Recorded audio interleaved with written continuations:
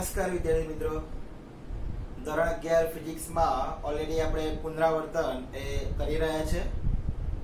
વિદ્યાર્થી મિત્રો, આજના લેક્ચરની અંદર પ્રકરણ નંબર 3 તરફ આગળ વધવાના છે. એના અમુક જે પોઈન્ટની ચર્ચા આપણે કરવાના છે એમાં મુખ્યત્વે પોઈન્ટ જે છે એ છે સરેરાશ ઝડપ, સરેરાશ વેગ, તત્કાલીન વેગ અને પ્રવેગ. આના વિશેની માહિતી એ આ લેક્ચરની અંદર એ આપણે આવરી લેવાના છે. તો મિત્રો, શરૂઆત કરીએ. ફર્સ્ટ ઓફ ઓલ, પ્રકરણનું નામ તમને ખબર જ હશે. પ્રકરણનું નામ છે સુરેખ પથ પર ગતિ. અને જ્યારે પદાર્થ ગતિમાં હોય, પદાર્થ ગતિમાં હોય ત્યારે આપણી પાસે એ બે પોસિબિલિટી નીકળે છે. શું ખબર પડે આપણને? તો કે ઓબ્વિયસલી પદાર્થ ગતિમાં હોય એટલે એક જગ્યાએથી બીજી જગ્યાએ એની ગતિ શું કરતો હોય? ચાલુ રાખતો હોય. મતલબ એક જગ્યાએથી બીજી જગ્યાએ એનું સ્થાન પણ બદલાય. એટલે પહેલી વસ્તુ એ સમજાય કે સમય સાથે સ્થાન બદલે છે. અને બીજી વસ્તુ એ પણ જોઈ શકીએ છીએ કે કેટલા સમય દરથી સ્થાન બદલે છે. આ બે વસ્તુ ખબર પડે. જો આપણે ખાલી સમય દર જોઈએ, એટલે કે સેકન્ડ વેલ્યુ, તો એના વિશે જે માહિતી મળે શું મળે? તો કે ખાલી ઝડપ મળે. અને સમય દરની સાથે દિશાની પણ વાત કરીએ, એટલે કે જો સમય દર ની ચર્ચા કરીએ ને ખાલી, તો શું મળે છે આપણને? એની ઝડપની વેલ્યુ મળે. અને સમય સાથે દિશાની પણ વાત કરીએ તો આપણને શું મળે છે? વેગની કિંમત મળે. ધ્યાન રાખવા જેવી બાબત છે. પદાર્થ ગતિમાં હોય ત્યારે સ્થાન બદલે છે. તો સ્થાન બદલે છે તો કઈ દિશામાં જાય છે એ પણ જો વાત વિચારતા હોય તો વેગની વાત થાય. અને ખાલી સ્થાન બદલે છે કેટલા સમય દરથી બદલે છે તો એની ઝડપની જ વાત થાય. તો બંને વિશેની માહિતી આપણે એ શીખીએ છીએ. પહેલું શીખીએ ઝડપ કોને કહેવાય. ઝડપ એટલે શું? તો લખી શકાય પદાર્થે એકમ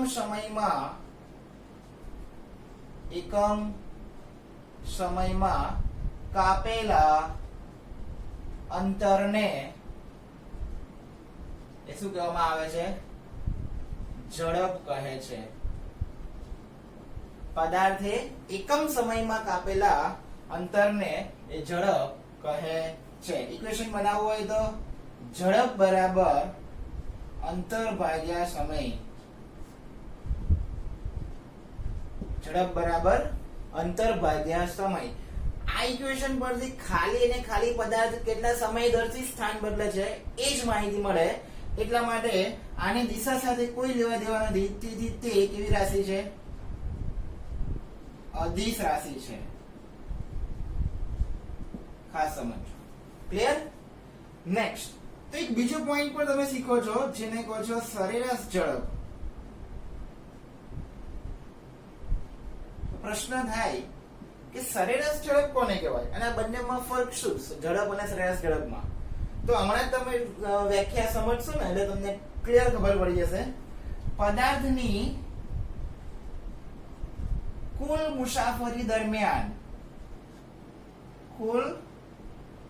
મુસાફરી દરમિયાન કાપેલ પથ લંબાઈ અને તે દરમિયાન ના સમયગાળાના ગુણોત્તરને એ શું કહેવામાં આવે છે? સરેરાશ ઝડપ કહે છે. ક્લિયર? અહીંયા જે વાત થાય છે પદાર્થની કુલ મુસાફરી દરમિયાનની વાત થાય છે. એટલે સરેરાશ ઝડપની ઇક્વેશન લખવું હોય, સરેરાશ ઝડપ બરાબર કુલ પથ લંબાઈ ના છેદમાં સમયગાળો. ક્લિયર? તો આ રીતે એની માહિતી શીખી શકો છો.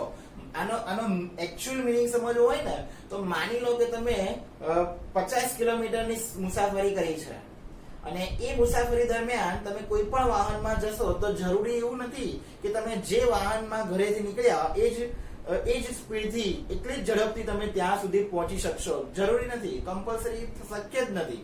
વચ્ચે ટ્રાફિક નડે અથવા તો તમને રસ્તો સુનસાન હોય તો તમે સ્પીડ વધારી શકો, ટ્રાફિક હોય તો તમારી સ્પીડ તમારે ઘટાડવી પડે, એટલે વધઘટ થાય અને માની લો કે તમે 2 કલાકે તમે જે તે જગ્યાએ પહોંચો છો તો તમારું અંતર કેટલું કાપાયું છે? 50 કિલોમીટર. સમય કેટલો લાગ્યો છે? 2 કલાક. એટલે 50/2 એટલે તમારી સરેરાશ ઝડપ કેટલી કહી શકીએ તો કે 25 કિલોમીટર પર કલાકની ઝડપ હશે. પણ તમારી એકચ્યુઅલ ઝડપ ક્યારે 25 ન પણ હોઈ શકે.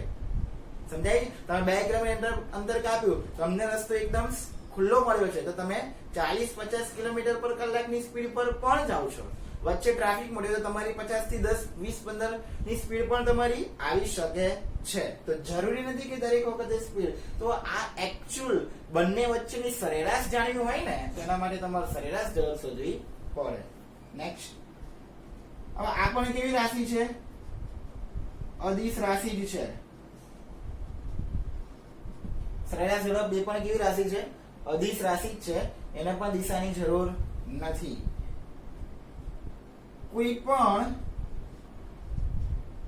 ગતિની સરેરાશ શોધવા માટે, સરેરાશ જાણવા માટે તેનો ઉપયોગ થાય છે. સરેરાશ ઝડપને કોઈ પણ ગતિની સરેરાશ જાણવી હોય ને એના માટે જ તમે ઉપયોગ કરતા હોવ છો. ક્લિયર? તો આ રીતે ઝડપ અને સરેરાશ ઝડપની વેલ્યુ તમને મળે છે. મિત્રો, પથ લંબાઈ અને મૂલ્યની વાત કરીએ. મૂલ્ય, આનું મૂલ્ય ક્યારેય તમને ઋણ ના મળે. એ હંમેશા કેવું હોય છે? ધન જ હોય. એ કાં તો ઝડપ હોય કે સરેરાશ ઝડપ હોય, એ ઓલવેઝ વેલ્યુ કેવી હોય? ધન જ લેવામાં આવે છે. એની વેલ્યુ ક્યારેય ઋણ હોતી નથી. તેનો એકમ લખવો હોય તો એકમ પથ લંબાઈ એટલે કે અંતરનો એકમ શું થાય? મીટર. સમયનો એકમ શું થાય? સેકન્ડ. તો તેનો એકમ શું છે? મીટર પર સેકન્ડ છે તેમ કહી શકાય. ઓકે, તો આ રીતે ઝડપ અને સરેરાશ ઝડપની માહિતી શીખ્યો. નાવ હવે વાત કરીએ કે આપણે જો સમય દરની સાથે સાથે દિશા પણ ઉપયોગમાં લેતા હોઈએ, જાણવી હોઈએ તો એના માટે તમારે વેગ શીખવો પડશે. તો હવે વેગ વિશે માહિતી આગળ એ આપણે જોઈએ.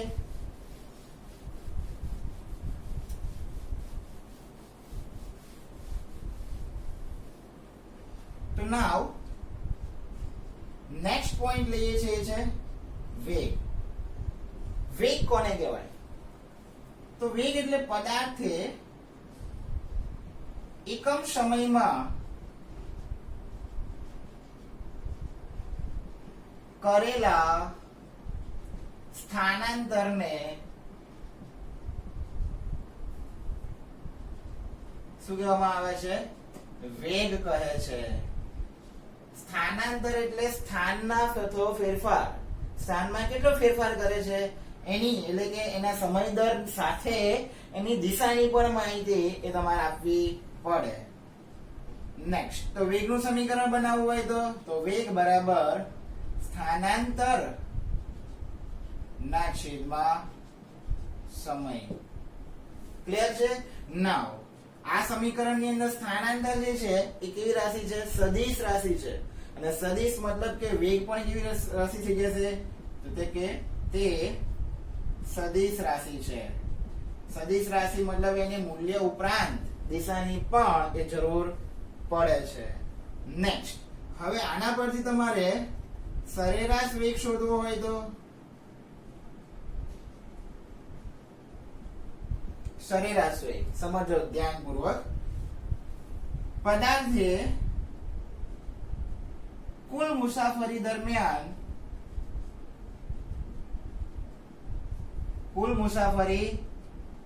દરમિયાન કરેલ સ્થાનમાં થતો ફેરફાર, કરેલ સ્થાનનો ફેરફાર અને તે દરમિયાનના સમયગાળા ના ગુણોત્તરને એ શું કહેવામાં આવે છે? સરેરાશ વેગ કહે છે. સ્થાનમાં થતો ફેરફાર મતલબ કે કુલ સ્થાનાંતર. એટલે એની સમીકરણની વેલ્યુ બનાવી હોય તો કે સરેરાશ વેગ બરાબર કુલ સ્થાનાંતર ના છેદમાં સમયગાળો. ક્લિયર છે? નેક્સ્ટ એકમ. એને એકમ બનાવવો હોય તો શું બને? સ્થાનાંતર. અંતર સ્થાનાંતર નો એકમ તો સેમ જ આવવાનો. જે કયો બનશે? મીટર. સમયગાળાનો એકમ કયો છે? સેકન્ડ. એટલે એનો એકમ કયો થશે? મીટર પર સેકન્ડ. નેક્સ્ટ એના મૂલ્યની વાત કરીએ તો જ્યારે વેગની વાત થાય ને ત્યારે મૂલ્ય ઉપરાંત દિશાની પણ જરૂર પડે છે. તે સદિશ છે અને સદિશ હોવાથી તેનું મૂલ્ય ધન, ઋણ કે શૂન્ય હોય શકે. ખાસ ધ્યાન રાખવાનું છે. વેગનું મૂલ્ય ધન હોઈ શકે, ઋણેય હોઈ શકે અને શૂન્ય પણ હોઈ શકે. કેમ? જો ધન x દિશામાં પદાર્થ ગતિ કરતો લઈએ તો એનું મૂલ્ય કેવું લેવાનું? ધન લેવાનું. ઋણ x દિશામાં પદાર્થનું સ્થાનાંતર થતું હોય તો એનું મૂલ્ય ઋણ લેવાનું. અને શૂન્ય ક્યારે હોય? પ્રશ્ન થાય એ કઈ સ્થિતિમાં? જો આપણે તેવું માનીએ છીએ કે પદાર્થ ગતિ કરતો હોય તો ક્યારે એનો વેગ તો શૂન્ય ના હોય. જરૂરી નથી. વેગ બોલો છો તમે, કેવી રીતે શૂન્યની પોસિબિલિટી બને? માની લો કે આ પદાર્થ અહીંયા છે, એને આપણે એ બિંદુ કહીએ છીએ. આ એનું કયું સ્થાન છે? પ્રારંભિક સ્થાન. પદાર્થ ગતિ કરે છે, આગળ વધે છે, આ વધે છે, આમ આવે છે, પાછો એ પોતાના એના એ જ સ્થાન પર આવે છે. એ જ એનું કયું સ્થાન થવાનું? અંતિમ સ્થાન. હવે આ બંનેનો તમે તફાવત શોધશો. જે એનું પ્રારંભિક સ્થાન એ જ એનું અંતિમ સ્થાન. તો બંનેનો તફાવત શું થઈ જાય? શૂન્ય. એટલા માટે કુલ સ્થાનાંતર તમારું શું થઈ જાય? શૂન્ય. હવે 0 ના ભાગાકારમાં તમે ગમે એટલા સમયગાળા સાથે ગુણાકાર ભાગાકાર કરો તો કોઈ ફરક પડવાનો નથી. જવાબ શું આવશે? શૂન્ય. મતલબ જે પદાર્થની પ્રારંભિક સ્થાન હતું, પદાર્થ ગતિ કરીને પાછો એની એ જ જગ્યાએ આવે છે તો એ વખતે પદાર્થની ગતિ એટલે કે પદાર્થનો વેગ એ શું હશે? શૂન્ય. એક આની વસ્તુ વિચારી હોય ને તો નોલેજ વસ્તુ મારી કેવી ખબર પડે? તો ઉદાહરણ લઈએ. માની લો કે તમારા ફાધર એ ઘરમાં છે, તમે તમારા સોફા પર બેઠા છો, બરાબર? તમારા ફાધરે તમને કહ્યું હોય કે બેટા અહીંયાથી આ વસ્તુ હું આવું તે લગીને લઈને આવું છે. તમારા પપ્પા કલાક ફરી આવે છે. તમે તમારી જગ્યાએ 1 કલાકમાં તમે તમારી જગ્યાએથી ઉભા થયા, માર્કેટમાં ગયા, જે વસ્તુ લાવવાની હતી એ લઈને પાછા જ્યાં હતા ત્યાં જ આવી ગયા. એટલે 1 કલાક દરમિયાન તમારું સ્થાનાંતર શોધવું હોય તો તમે જ્યાં હતા ત્યાં જ પાછા આવી ગયા ને. તમારું પ્રારંભિક સ્થાન અને તમારું અંતિમ સ્થાન એ શું થઈ ગયું? એક જ થઈ ગયું. હવે માનો કે અચાનક તમારા પપ્પા આયા, તમે ત્યાં બેઠેલા જોશો એટલે શું કરશે? ગુસ્સે થશે કે હજુ આ હું ગયો છું ત્યારનો ત્યાં જ બેઠો છે. એકચ્યુઅલી તમારું સ્થાન નહીં બદલાયું ને એટલા માટે એમને એવું લાગે છે. સ્થાન એકનું એક જ. એટલે એમને શું લાગ્યું કે આનું સ્થાનાંતર 0 થઈ ગયું. કશું ઉભો થયો નથી. વિદ્યાર્થી ત્યાં જ બેસી રહ્યો છે. તો આ એ તમને એના પરથી જાણકારી મળી શકે છે. Okay, next. તો આ વેગ અને ઝડપની વાત થઈ. હવે વાત કરીશું આપણે તત્કાલીન ઝડપ. તત્કાલીન વેગ અને તત્કાલીન ઝડપ કોને કહેવાય અને એની જરૂર ક્યારે પડે? કેમ તત્કાલીન વેગ અને તત્કાલીન ઝડપની જરૂર પડી? પહેલું તો એ પોઈન્ટ શીખે. આપણે પોઈન્ટ જોઈશું તત્કાલીન વેગ. તત્કાલીન વેગ પહેલા તો વ્યાખ્યાયિત કેમ કરવો પડ્યો? એની જરૂર શું પડી? તો અનિયમિત ગતિ દરમિયાન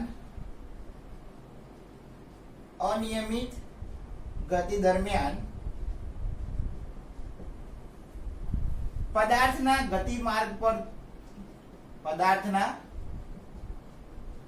ગતિમાર્ગના કોઈ પણ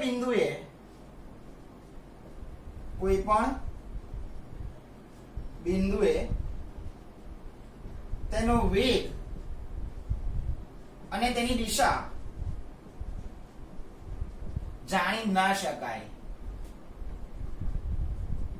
શકાતી નથી. એટલે કોઈ અનિયમિત ગતિ થતી હોય ને તો એના અનિયમિત ગતિ માર્ગ પર તમારે કોઈ પણ એટ અ ટાઈમે બિંદુ હું લેવું અને એ જગ્યાએ મારે એનો વેગ શું છે એ જાણવો હોય તો એ શક્ય નથી.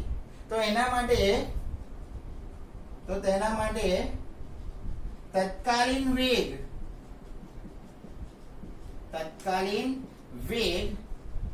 વ્યાખ્યાયિત કરવો પડે. તો એના માટે શું કરવું પડે? મારે તત્કાલીન વેગ વ્યાખ્યાયિત કરવો પડે. તો એ તત્કાલીન વેગ ની અંદર થાય છે શું, હોય છે શું? તો તત્કાલીન વેગ એ સરેરાશ વેગના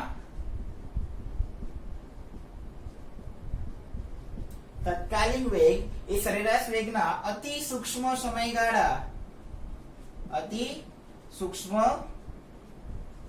સમયગાળા એટલે કે આપણે શું કહીએ છીએ એને ડેલ્ટા ટી નું એ શું છે? લક્ષ્ય છે. લક્ષ્ય એટલે લિમિટ. તત્કાલીન વેગ એ સરેરાશ વેગના અતિ સૂક્ષ્મ સમયગાળા એટલે કે ડેલ્ટા ટી ને જેમ બને એમ શું કરતા જવાનું? નાનો કરતા જવાનું, ઘટાડતા જવાનું, બહુ સૂક્ષ્મ લેવાનું. એ ડેલ્ટા ટી નું શું છે? લક્ષ્ય છે. એટલે કેવી રીતે લખી શકાય? જો ધ્યાનથી આપણે સરેરાશ વેગમાંથી તત્કાલીન વેગમાં જવું છે. સરેરાશ વેગ જેને આપણે દર્શાવીએ છીએ v, સરેરાશ માટે ઉપર શું બતાવીએ છીએ 12 બરાબર કુલ સ્થાનાંતર ડેલ્ટા x ના છેદમાં સમયગાળો ડેલ્ટા t. આ સરેરાશ વેગ છે. હવે એના પરથી મારે શું જવું છે? તત્કાલીન વેગ. તો એ સરેરાશ વેગ એ અતિ સૂક્ષ્મ સમયગાળા ડેલ્ટા t નું શું છે? લક્ષ્ય છે. એટલે ડેલ્ટા t ની શું લેવી પડે? મારે લિમિટ લેવી પડે. કેવી રીતે? જોજો હવે હું તત્કાલીન વેગ લઉં છું તો હવે ડેલ્ટા t નું લક્ષ્ય લેતા લક્ષ લઈશ એટલે શામાં કન્વર્ટ થશે? તત્કાલીન વેગમાં. તો કે v બરાબર limit delta t tends to 0 delta x upon delta t. આ સમીકરણની અંદર મેં શું ઉમેર્યું વચ્ચે? Limit delta t tends to 0. આ ટર્મ સમજાવે છે શું? આ term delta t tends to 0 શું સમજાવે છે? તો કે ડેલ્ટા t નો સમયગાળો એ ધીમે ધીમે એ શું કરતા જઈએ છે? 0 તરફ ટેન્ડ્સ ટુ 0 એટલે 0 તરફ લઈ જઈએ છે. એટલે માનો કે 10 સેકન્ડનો સમયગાળો લેતા હોય તો આપણે ઘટાડીને 5 કરો, 2 કરો, 1 કરો, અડધી સેકન્ડ કરો, એની પણ હજુ ઘટાડો, પણ ક્યારે ડેલ્ટા ટી વેલ્યુ 0 લેવાની નહીં. કેમ? કારણ કે છેદમાં છે, કોઈ પણ છેદમાં તમે 0 મૂકશો પદ અવ્યાખ્યાયિત થઈ જશે. એટલે limit delta T tends to 0 નો મતલબ થાય છે ડેલ્ટા ટી 0 તરફ જાય છે પણ 0 લેવાના નથી. ઓકે, નાઉ હવે આ લિમિટને તમે દૂર કરો તો શું બને? v બરાબર આ ડેલ્ટા x અપન ડેલ્ટા t એ વિકલિત ફોર્મમાં થઈ જાય તો શું લખાય એને? dx અપન dt. લિમિટ દૂર કરી દેવાની અને ડેલ્ટા ને કયા ફોર્મેટમાં લાવી દેવાના? d ના, એટલે કે ડિફરન્શિએશન ના ફોર્મેટમાં લાવી દેવાના. તો આ dx અપન dt એ શું છે? તો કે સ્થાન x નું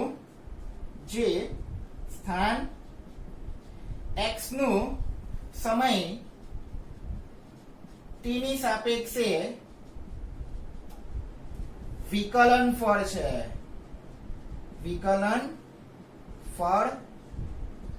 છે. અંશનું છેદની સાપેક્ષે વિકલન ફળ છે.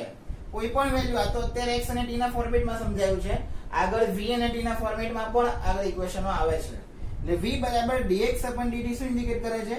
x નું એટલે કે સ્થાનનું સમય t ની સાપેક્ષે વિકલન ફળ છે તેમ કહી શકાય. ક્લિયર? તો તમારે સરેરાશ વેગ પરથી તત્કાલીન વેગ લેવો હોય ને જે તે બિંદુ માટે તો એટલા સમયગાળાનો લિમિટ એ તમારે ડેલ્ટા ટી ની લેવી પડે તો તમે એક્યુરેટ જે તે બિંદુ પાસેનો એ તમને સમયગાળો મળે. ક્લિયર છે? તો આ રીતે ઝડપ, ત્યારબાદ સરેરાશ ઝડપ, ત્યારબાદ વેગ, ત્યારબાદ સરેરાશ વેગ, ત્યારબાદ તત્કાલીન વેગની માહિતી એ આપણે શીખ્યા. નેક્સ્ટ હવે આપણે જોઈએ છે પ્રવેગ વિશેની માહિતી. ઓકે, નાઉ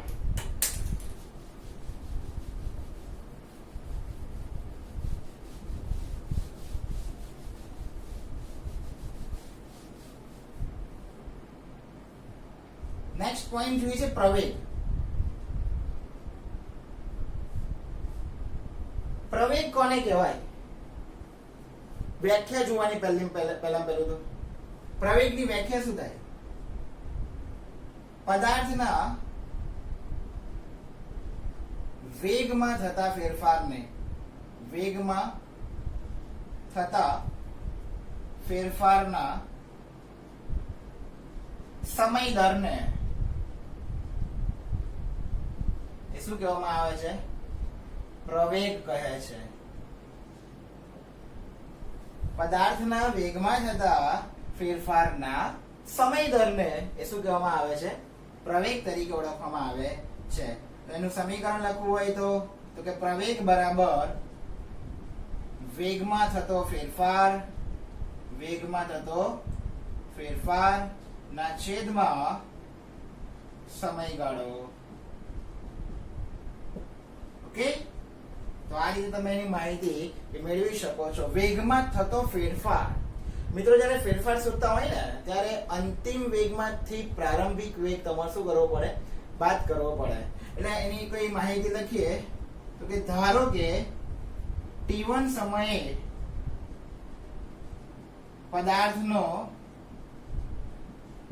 પ્રારંભિક વેગ કેટલો લઈ લઈએ છીએ આપણે? v1. અને t2 સમયે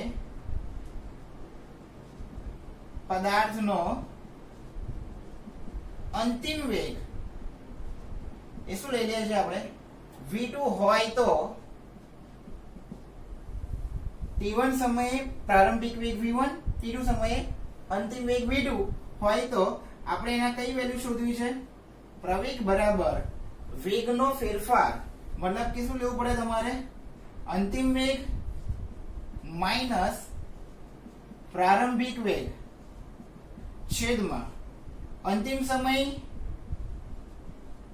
માઈનસ પ્રારંભિક સમય. Is it okay? અંતિમ વેગ કેટલો છે? v2 માંથી પ્રારંભિક વેગ શું v1 તમારે શું કરવો પડે? બાદ. તો વેગનો શું થયો? ફેરફાર. અંતિમ વેગમાંથી પ્રારંભિક વેગ બાદ કરો તો વેગનો ફેરફાર મળ્યો. એ જ વખતે અંતિમ સમયમાંથી પ્રારંભિક સમય બાદ કરો તો સમયગાળો મળે t2 t1. ક્લિયર છે? તો આ રીતે પ્રવેગને આપણે કઈ સાઇન વડે દર્શાવીએ છીએ? a વડે. v2 v1 એટલે શું લખી શકાય? ડેલ્ટા v છેદમાં t2 t1 એટલે શું લખી શકાય? Delta t. તો આ પ્રવેગનું તમારું ઇક્વેશન બને છે તેમ કહી શકાય. a બરાબર ડેલ્ટા v ના છેદમાં ડેલ્ટા t. ના હવે વિચાર આવે કે જે સદિશ રાશિ છે કે અદિશ રાશિ છે? તો પ્રવેગ કોના પરથી મળે છે? વેગ પરથી. હવે વેગ પરથી મળતું હોય, વેગ કેવી રાશિ? સદિશ. તો પ્રવેગ એ કેવી રાશિ કહેવાય? સદિશ રાશિ છે. એટલે તે કહી શકાય કે તે સદિશ રાશિ છે. પ્રવેગ કેવી રાશિ કહેવાય? સદિશ. હવે એક વસ્તુ ક્લિયર થઈ ગઈ કે હવે વેગની અંદર એના મૂલ્ય, એના સદિશ અદિશ એટલે કે દિશાની ચર્ચા એ પ્રવેગ માટે પણ એ સેમ જ રહેવાની. એટલે એના મૂલ્યની વાત કરીએ તો એનું મૂલ્ય પણ એ કેવું મળે?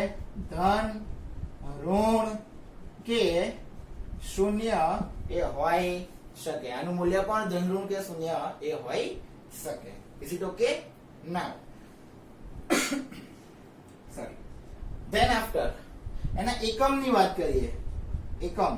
હવે એકમની ચર્ચા થોડી ડિફરન્ટ છે. વેગનો એકમ શું થાય? મીટર પર સેકન્ડ. છેદમાં સમયગાળાનો અગેન એકમ શું થાય? સેકન્ડ. આ છેદમાં ગુણાકારમાં લઈ લઈએ તો સેકન્ડનો શું લઈએ નીચે? સ્ક્વેર. તો એકમ શું થશે? મીટર પર સેકન્ડ સ્ક્વેર. ધ્યાન રાખવા જેવી બાબત છે. બરાબર? એનું એકમ ખાસ ધ્યાનમાં રાખવાનું, મીટર પર સેકન્ડ સ્ક્વેર. અને એના પરથી એનું પારિમાણિક સૂત્ર જો તમે બનાવો તો મીટર એટલે લંબાઈ કહેવાય. એટલે આમાં તો દળ આવતું જ નથી. એટલે m/0 l એક વખત છે લંબાઈ, મીટર એક વખત છે, l/1 અને t કેટલી વખત છે? 2. પણ ક્યાં છે? નીચે. એટલે -2. એટલે l/1 e/-1 જે તમારું પારિમાણિક સૂત્ર બને છે તેમ કહી શકાય. ક્લિયર છે? તો આ રીતે એ તમારા પ્રવેગની માહિતી પણ તમે મેળવી શકો. તો મિત્રો હવે આપણે એનું એકમ શીખ્યા, એનું પારિમાણિક સૂત્ર શીખી લીધા. તો એના પછી તત્કાલીન પ્રવેગ મેળવવો હોય તો મેળવી શકાય. જે રીતે તત્કાલીન વેગ મેળવતા હતા તો એ રીતે તત્કાલીન પ્રવેગ મેળવવો શક્ય છે. તો હા, એ પણ વસ્તુ એ તમે મેળવી શકો છો. તો આના પરથી તમારા તત્કાલીન પ્રવેગ વિશે પણ એ આપણે આગળ માહિતી મેળવીએ.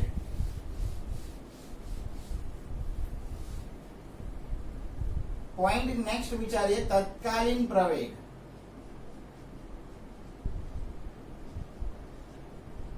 તત્કાલીન પ્રવેગ માટે આપણે સરેરાશ પ્રવેગમાં જ સરેરાશ પ્રવેગમાં સમયના અતિ સૂક્ષ્મ સમયગાળા, અતિ સૂક્ષ્મ ભાગ એટલે આપણે એને શું કહીએ છીએ ડેલ્ટા ટી નું એ શું લેવું પડે લક્ષ લેવું પડે. સરેરાશ પ્રવેગમાં આપણે સરેરાશ વેગમાં લક્ષ લેતા હતા તત્કાલીન વેગ માટે, એ રીતે પ્રવેગ માટે સરેરાશ પ્રવેગના ઇક્વેશનની અંદર જ તમારે એ વેલ્યુ મૂકવાની. સરેરાશ પ્રવેગ એ બરાબર ઇક્વેશન શું લખતા હતા ડેલ્ટા વી ના છેદમાં ડેલ્ટા ટી. હવે આપણે આને તત્કાલીન માં ફેરવવું હોય ને તો limit delta T tends to 0 નું એ શું લેવું પડે લક્ષ લેતા. આ લક્ષ એટલે હજુ તમને ક્લિયર કરી દઉં, આ delta T tends to 0 indicate શું કરે છે તો કે ડેલ્ટા ટી નો સમયગાળો કોના તરફ લઈ જવાનો ઘટાડીને 0 તરફ લઈ જવાનો, પણ 0 લેવાના નહીં, ક્યારેય શૂન્ય ના થવો જોઈએ. એટલે સૌથી નાનામાં નાના તફાવત માટે એ તમે એક્ચ્યુઅલ ઇવેલ્યુએશન એ મેળવી શકો છો. તો એના પરથી ઇક્વેશન શું બનશે તો કે a બરાબર limit delta T tends to 0 delta V ના છેદમાં ડેલ્ટા ટી. હવે આ limit delta T tends to 0 દૂર કરી દઈએ તો આપણું જે સમીકરણ છે એ વિકલિત ફોર્મમાં આવી જશે. તો શું આવશે dv upon dt જે તત્કાલીન પ્રવેગનું સમીકરણ બને છે, જે તત્કાલીન પ્રવેગનું સમીકરણ બને છે. Is it okay? નેક્સ્ટ હવે વાત એવી છે કે આ વેગ છે ને એ ધનેય હોઈ શકે, ઋણેય હોઈ શકે અને શૂન્યય હોઈ શકે. તો એના પરથી પ્રવેગની વેલ્યુ પણ એના અકોર્ડિંગ ટુ ચેન્જ થાય. તો જો dv upon dt એ શું હોય ધન હોય, જો dv upon dt કેવા હોય ધન હોય તો ઓબ્વિયસલી પ્રવેગ કેવો મળે ધન મળે. અને એની દિશા કેવી દિશામાં હોય ધન x દિશામાં હોય. ખ્યાલ આવ્યો? જો dv upon dt ધન હોય તો પ્રવેગ પણ કેવો મળે ધન, અને એ પ્રવેગની દિશા કઈ દિશામાં હોય ધન x દિશામાં હોય. ક્લિયર? જો dv upon dt એ કેવું વેલ્યુ મળતી હોય ઋણ મળે તો એનો મતલબ કે પ્રવેગની વેલ્યુ પણ કેવી હશે ઋણ હશે, અને એનો મતલબ કે એની દિશા કેવી હશે ઋણ x દિશામાં હશે. એની વેલ્યુ કઈ દિશામાં હશે ઋણ x દિશામાં હશે. જો શૂન્ય હોય વેગ શૂન્ય તો પ્રવેગ પણ કેવો શૂન્ય જ મળે. વેગનો ફેરફાર તમને 0 મળે તો ઓબ્વિયસલી પ્રવેગ એ તમને મળવો શક્ય નથી. બરાબર? એટલે ધન અને ઋણ માટેની એ બે કન્ડિશન પણ એ તમારે ધ્યાનમાં રાખવાની. તો મિત્રો આ રીતે આજના જે ટોપિક હતા એ દરેકે દરેક ટોપિક આ રીતે આપણે કવર કરેલા છે, એને તમે પરફેક્શન સાથે જોઈ લેજો. હવેથી નેક્સ્ટ મંડે થી આપણે રેગ્યુલર પ્રવેગ પછીના ટોપિક એટલે કે નિયમિત પ્રવેગી ગતિના સમીકરણો તરફ એ આપણે આગળ વધવાના છે, અને એમાં કમ્પ્લીટ ધ્યાન રાખજો. Okay, thank you.